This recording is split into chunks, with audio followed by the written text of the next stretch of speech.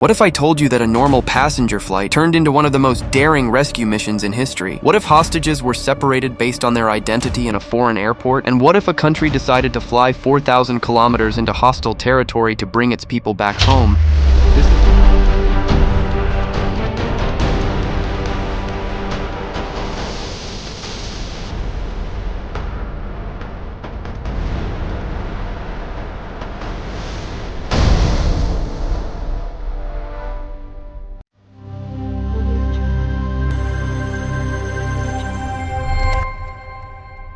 On 27 June 1976, at Ben Gurion International Airport, Air France Flight 139 took off for Paris with a stop in Athens, carrying around 246 passengers from different countries.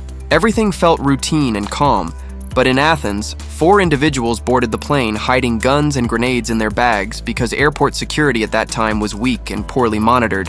Just minutes after takeoff from Greece, the hijackers stood up. 2 rushed toward the cockpit with pistols and grenades and forced the pilot to change direction. The flight that was supposed to go to Paris was suddenly turned south, and within minutes, the aircraft was under complete control of the terrorists. The hijackers were linked to the Popular Front for the Liberation of Palestine, along with 2 German revolutionaries, and their demand was clear: release 53 imprisoned militants.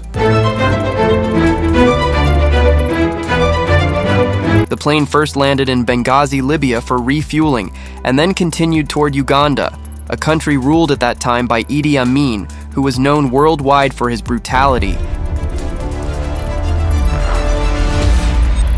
When the aircraft landed at Entebbe Airport, Ugandan soldiers were already present, raising serious questions about cooperation. The hostages were moved into the old terminal building, and soon more terrorists joined, making their number 7. Then came the most chilling moment when Israeli and Jewish passengers were separated from the rest, while non-Israeli passengers were eventually released and flown to Paris.